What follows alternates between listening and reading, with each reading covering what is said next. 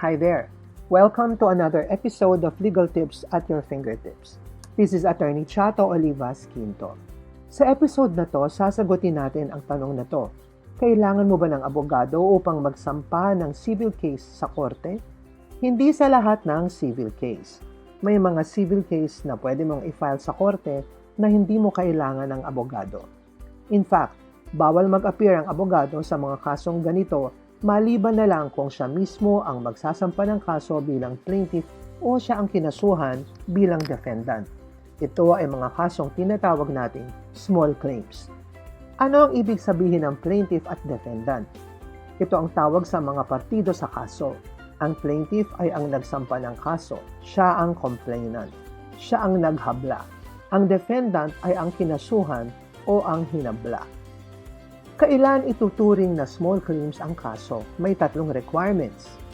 Una, kapag ang halaga na hinihingi ng plaintiff ay hindi lalampas sa 1 million pesos na principal amount, hindi kasama ang interest.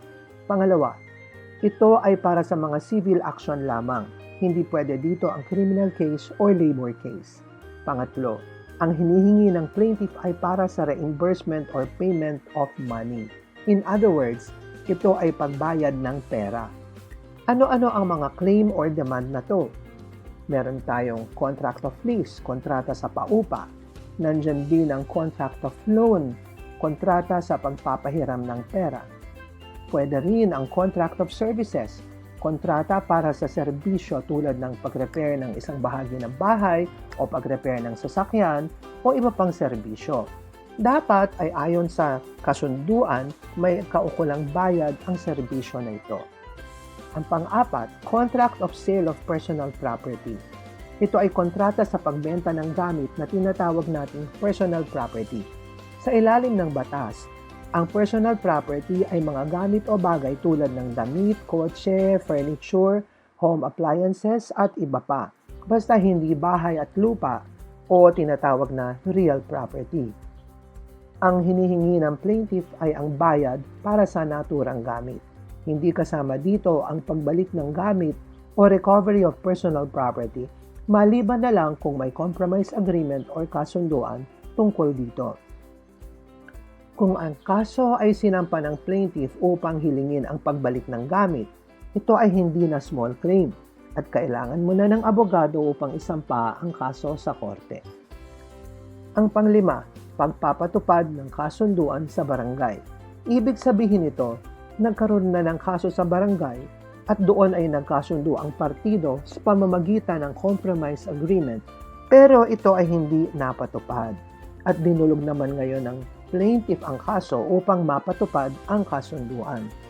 Dapat ay hindi pa na ipapatupad ang compromise agreement sa loob ng 6 na buwan mula sa kasunduan. Saan namang korte ito isasampa? Sa Municipal Trial Court or Metropolitan Trial Court na sumasakop sa lugar na tinitirahan ng plaintiff or defendant. Ang pipili ng lugar ay ang plaintiff. Halimbawa, ang plaintiff ay nakatira sa Quezon City at ang defendant ay nakatira sa Pasig City. Isasampa ang kaso sa MTC ng QC or Pasig at ang pipili ng lugar ay ang plaintiff. Kung ang plaintiff ay bangko o may lending business at marami itong branches, isasampa ang kaso sa city or municipality kung saan nakatira o nagnenegosyo ang defendant. Halimbawa, ang plaintiff ay lending company na may branch sa Quezon City, Pasig, Malabon at Manila. Ang defendant naman ay nakatira sa Parañaque. Isasampa ng plaintiff ang kaso sa MTC Parañaque. Kung kailangan mo ng tutulong tungkol sa pag-file ng small claim, saan ka pwede magpunta?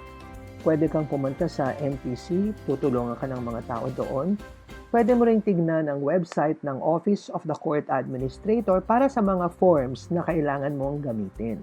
Ito naman ang website address ng Office of the Court Administrator. Ano ang dapat gawin ng plaintiff? Una, dapat siyang mag-file ng Statement of Claim sa pamamagitan ng Form 1 SCC. Dito mo naman makikita ang Form 1 SCC sa website na ito. Dapat rin siyang mag-submit ng duly certified photocopies ng dokumento na nagpapatunay ng claim tulad ng kontrata or promissory note.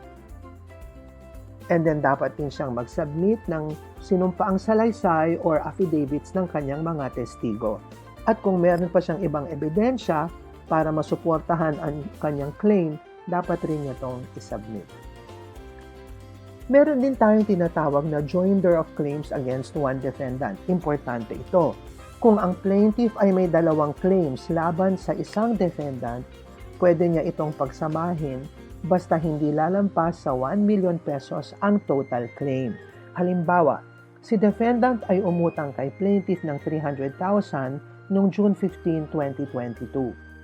At umutang na naman si defendant kay plaintiff ng 500,000 noong August 15, 2022. Ang total na utang ni defendant kay plaintiff ay 800,000 pesos.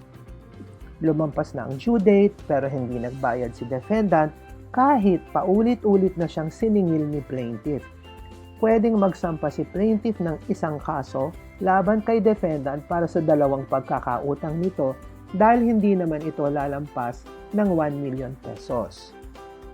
Tungkol naman sa sinumpaang salaysay or affidavit, ayon sa batas, dapat ang pipirma ng affidavit ay may personal na kaalaman tungkol sa nakasaad sa kanyang affidavit o kaya nakabase sa tunay or authentic records ang impormasyon na nakasaad sa kanyang affidavit. Kung hindi totoo ang nakalagay sa affidavit, maaaring patawan ng disciplinary action ang pumirma at ang abogadong tumulong sa kanya. Kapag hindi naman nag-submit ng affidavit, maaaring ma-dismiss ang claim ng plaintiff or ng defendant. Yung defendant naman, pagdating sa kanya, kapag natanggap niya ang statement of claim, dapat sumagot siya sa loob ng 10 calendar days. Ito ay bibilangin mula sa pagtanggap niya ng summons. Ang summons ay notice na manggagaling sa korte. Kailangan gamitin niya ang Form 3 SCC na makikita niya sa website ng Office of the Court Administrator. At ipinakikita ko naman ngayon ang website na ito. Kapag hindi siya nag-file ng response o hindi siya mag-attend ng hearing, magdedesisyon ang korte sa loob ng 24 hours pagkatapos ng scheduled hearing. Kung mag-appear naman ang defendant sa hearing kahit wala siyang response, tatanungin siya ng judge kung ano ang offer niya sa plaintiff. Ito ay ituturing na response. Didinggin ng judge ang kaso as if nag-file ng written response ang defendant at magre-render ng judgment ang hukom within 24 hours from the termination of the hearing. Tungkol naman sa pag-appear sa korte, dapat personal na humarap sa judge ang plaintiff at ang defendant. Ang mga abogado ay hindi pwedeng humarap maliban na lang kung siya ang mismong plaintiff or defendant. Kapag hindi nag-appear ang plaintiff, madi-dismiss ang kaso. Kapag hindi nag-appear ang defendant or hindi siya nag-file ng response, magre-render ng judgment ang korte within 24 hours. Kapag parehong hindi nag-appear ang plaintiff at defendant, i-dismiss ng court ang kaso. Pwede ring magkaroon ng video conferencing. Ibig sabihin, ang appearance ay pwedeng hindi personal, pwedeng by video, kaya lang dapat i-arrange ito sa korte. At, importante, ang decision ng court ay tinatawag na final, executory, at not appealable. Yun na ang desisyon ng korte, hindi na ito pwedeng maapila. Once nag-render ng decision ang court, yun ay final na. To watch more videos that will help you in your studies and in life, subscribe to my channel.